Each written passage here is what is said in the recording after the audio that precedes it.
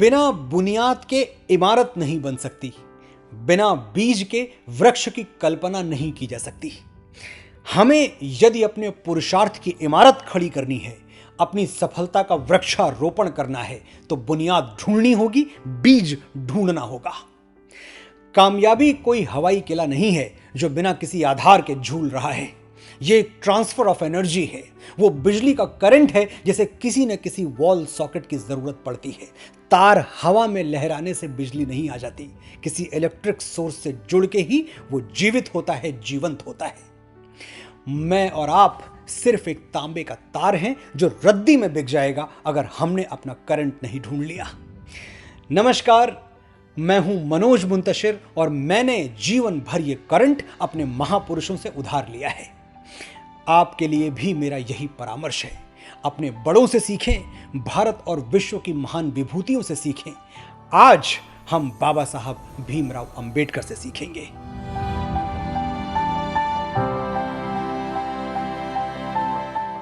बाबा साहेब का जन्म महार जाति में हुआ था, जिसे अछूत माना जाता था। उनके साथ हुए जातिगत दुर्व्यवहार की अनगिनत कथाएं प्रचलित हैं, आपने भी सुनी होंगी। लेकिन पहले मैं ये बताना जरूरी समझता हूं कि दलितों और वंचितों के साथ छुआछूत या भेदभाव कोई सनातन परंपरा नहीं है। ये कुरीति भारत पर हुए विदेशी आक्रमणों की देन है और डिवाइड एंड रूल पॉलिसी का नतीजा है। हमने अनादिकाल से कभी जाति और जन्म के आधार पर किसी को छोटा या बड़ा नहीं माना। श्रीमद् भगवद गीता में भगवान कृष्ण अर्जुन से कहते हैं, चतुर्वर्ण्यम मया सृष्टम गुण कर्म विभाग शाह। हे अर्जुन, मेरी ये सृष्टि 4 वर्णों में बटी हुई है और इस बंटवारे का आधार है गुण और कर्म, जन्म नहीं। जन्म से छोटा या बड़ा होना पश्चिम की परंपरा है, पूरब में ऐसा नहीं होता। हम तो मानते आए हैं कि जात न पूछो साधु की, पूछ लीजिए ज्ञान, मोल करो तलवार का, पड़ी रहन दो म्यान। ये दोहा लिखने वाले भी कौन थे? एक दलित जुलाहा, जिनको हमने संत कबीर कह के श्रद्धा के शिखर पर बिठा दिया। संत रैदास कौन थे? दलित। संत नामदेव दलित। और पीछे लौटते हैं, रामायण काल में भगवान राम की राजसभा में उच्च आसन किसे मिलता था? निषाद राज को, दलित थे। श्री राम ने जूठे बेर किसके खाए? शबरी के, दलित थी। राम ने हाथ किसके आगे जोड़े? केवट के, वो भी दलित। और ये पूरी कथा लिखने वाले महर्षि वाल्मीकि, वो भी तो दलित ही थे। उस समय वर्ण व्यवस्था आज के जैसी नहीं थी, लेकिन इन सभी की गिनती दलितों में ही हुआ करती थी।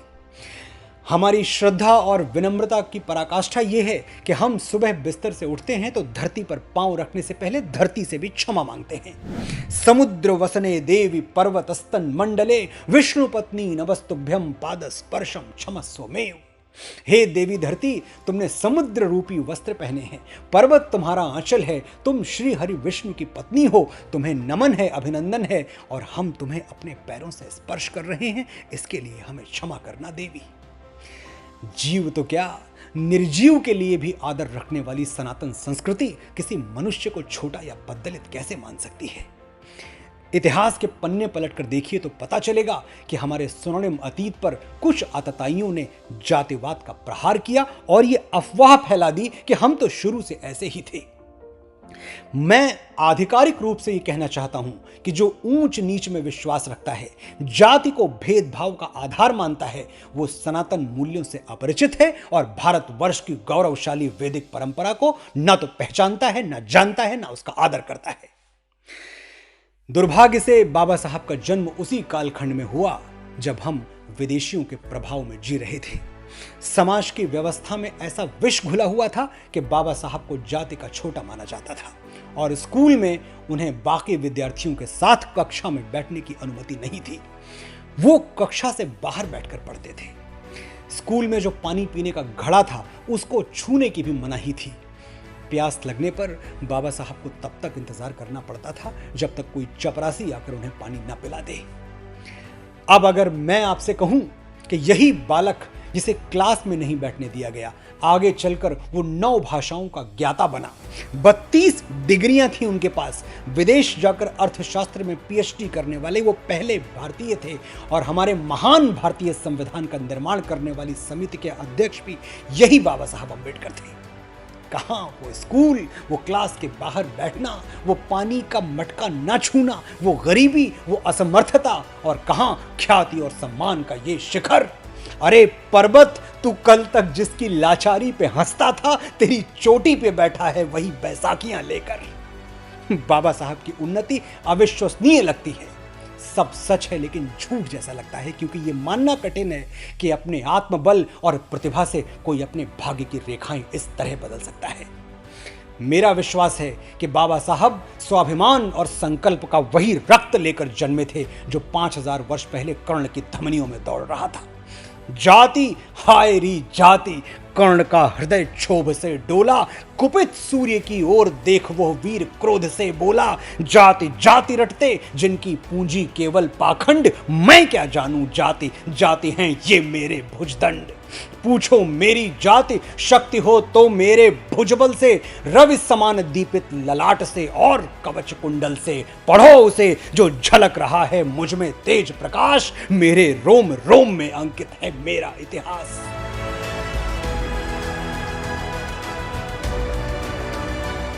अंग्रेजी में कहते हैं सिंस आर ब्यूटिफुल।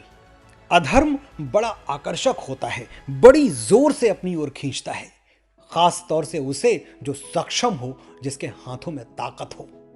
लेकिन महानता की पहली शर्त यही है कि हम अधर्म से बच के चलें, और अपने कर्तव्य से छल करना, इससे बड़ा अधर्म और क्या हो सकता है। बात आजादी से पहले की है। 1943 में बाबा साहब वॉइसरॉय काउंसिल में शामिल किए गए और उन्हें लेबर मिनिस्टर बना दिया गया, श्रम मंत्री। पीडब्ल्यूडी यानी पब्लिक वर्क डिपार्टमेंट भी बाबा साहब के ही पास था। उस जमाने में भी पीडब्ल्यूडी का बजट करोड़ों में हुआ करता था। देश के बड़े बड़े कॉन्ट्रैक्टर्स पीडब्ल्यूडी के कॉन्ट्रैक्ट्स लेने के लिए लाइन में खड़े रहते थे।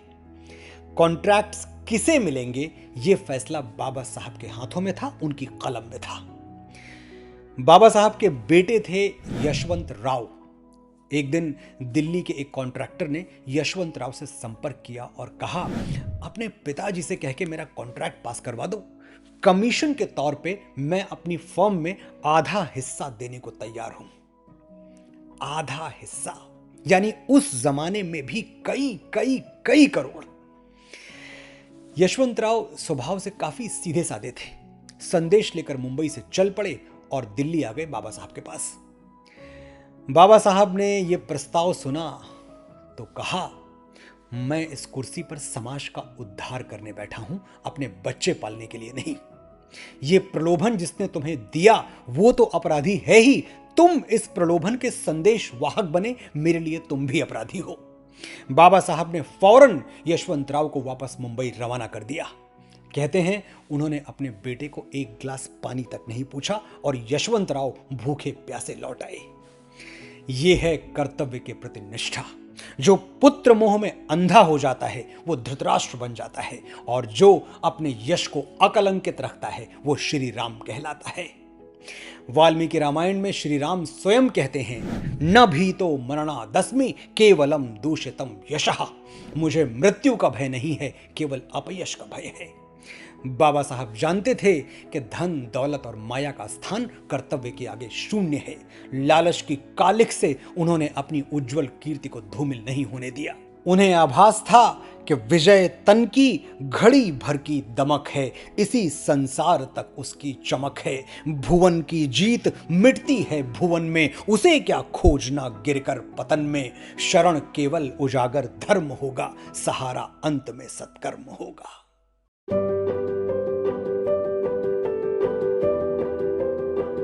न चोर हार्यम न चा राजहार्यम, न भ्रातृभाज्यम न चा भारकारी। व्ययम कृते वर्धते व नित्यम, विद्या धनम सर्वधन प्रधानम। विद्या दुनिया का अकेला धन है जिसे न चोर चुरा सकता है, न राजा हर सकता है, न भाई बांट सकता है। खर्च करने से यह धन और बढ़ता है। इसलिए संसार में विद्या जैसा धन कोई दूसरा नहीं है। ये जरा सी बात जो समझ जाता है, उसके लिए विवेकानंद, आइंस्टाइन और अंबेडकर बनने का मार्ग प्रशस्त हो जाता है। क्या था बाबा साहब के पास? सचमुच कुछ नहीं, शून्य। जितना आपके पास है उससे सैकड़ों गुना कम। लेकिन विद्या ग्रहण करने की प्यास इतनी थी, इतनी ज्यादा थी कि उस प्यास ने एक निर्धन दलित बच्चे को भारत जैसे महान राष्ट्र का संविधान निर्माता बना दिया। 14 से 18 घंटे तक बाबा साहब रोज पढ़ा करते थे। और ये स्कूल और कॉलेज की बात नहीं कर रहा हूं मैं, आगे भी सफल होने के बाद भी, लेजेंड बन चुकने के बाद भी उन्होंने पढ़ना कम नहीं किया। कहते हैं कि बाबा साहब की लाइब्रेरी दुनिया में किसी एक व्यक्ति की सबसे बड़ी लाइब्रेरी हुआ करती थी। 50,000, ठीक सुन रहे हैं आप, 50,000 से ज्यादा किताबें बाबा साहब की लाइब्रेरी में हुआ करती थी। आज हमारे घरों में या तो किताबें होती ही नहीं, या फिर इंटीरियर डिजाइनर के हिसाब से रखी जाती हैं। पढ़ने के काम नहीं आती, दिखाने के काम आती हैं। हमारी टीवी स्क्रीन्स का साइज दिन ब दिन बड़ा होता जा रहा है और किताबों की अलमारी छोटी होती जा रही है। वो भी दिन थे जब जॉन एलिया कहा करते थे कि तुम जब आओगी तो खोया हुआ पाओगी मुझे, मेरी तन्हाई में ख्वाबों के सिवा कुछ भी नहीं, मेरे कमरे को सजाने की तमन्ना है तुम्हें, मेरे कमरे में किताबों के सिवा कुछ भी नहीं। बाबा साहब के बारे में यह कहना गलत नहीं होगा कि उन्होंने पढ़ पढ़ कर अपना भाग्य लिख लिया। जब वो कॉन्स्टिट्यूशन की ड्राफ्टिंग कमेटी के अध्यक्ष बने तो उन्हें कहा गया कि लैंग्वेजेस की लिस्ट तैयार करिए। बाबा साहब उस लिस्ट में समस्त भाषाओं की जननी संस्कृत को भी शामिल करना चाहते थे, लेकिन कांग्रेस के कई सदस्य इसके विरोध में खड़े हो गए और संस्कृत को अपना स्थान, अपना मकाम, अपना रुतबा पाने के लिए लगभग 55 वर्ष इंतजार करना पड़ा। इसी विषय को लेकर एक बार हमारे यशस्वी पूर्व प्रधानमंत्री श्री लाल बहादुर शास्त्री और बाबा साहब में बात हो रही थी। अचानक लोगों का ध्यान गया कि यह वार्तालाप हिंदी या अंग्रेजी में नहीं, संस्कृत में हो रहा है। अब शास्त्री जी जिस परिवार से आते थे उसके अनुसार लोगों को उम्मीद थी कि वो संस्कृत बोल सकते हैं, लेकिन बाबा साहब, उनका संस्कृत से क्या संबंध? उनके कुल वंश में तो ज्यादातर लोग निरक्षर रहे होंगे, तो उन्हें संस्कृत और उसके व्याकरण का इतना ज्ञान कैसे हो गया? ये कोई पहेली नहीं है, बात पानी की तरह साफ है। बाबा साहब अक्षरों की ताकत, शब्दों का सामर्थ्य, भाषा का बल और ज्ञान का महत्व जानते थे। वो जानते थे कि ये शाम न विद्या न तपो न दानम ज्ञानम न शीलम न गुणो न धर्मः ते मर्त्यलोके भुवि भार भूता मनुष्य रूपेण मृगाश्चरन्ति। जिसके पास न तो विद्या है, न परिश्रम, न दान की इच्छा, न ज्ञान का प्रभाव, वो मनुष्य योनि में जन्म लेकर भी जानवर से ज्यादा और कुछ नहीं है। पढ़ें और पढ़ते रहें, जितना ज्यादा हो सके उतना ज्यादा पढ़ें। मैं व्यक्तिगत अनुभव से कह रहा हूं, अगर आप किताबों के साथ समय बिताते हैं तो आपका समय बदलते देर नहीं लगेगी। ये थे कुछ पाठ जो मैंने बाबा साहब भीमराव अंबेडकर के महिमामयी जीवन से सीखे। मुझे विश्वास है आप भी बाबा साहब से सीखकर ऊंच नीच और भेदभाव की भावना अगर है तो त्याग देंगे, कर्तव्य मार्ग पर चलेंगे और कभी अपनी कीर्ति को कलंकित नहीं होने देंगे। और रोज कम से कम 20 पन्ने जरूर पढ़ेंगे। दिन कितना भी व्यस्त रहा हो, सोने से पहले पढ़ने का नियम कभी नहीं छोड़ेंगे। स्वामी विवेकानंद की वो बात याद रखिएगा, तुम बस विचारों की बाढ़ ला दो, बाकी प्रकृति स्वयं संभाल लेगी। आपने मुझे बड़े धैर्य से सुना, आपका आभार।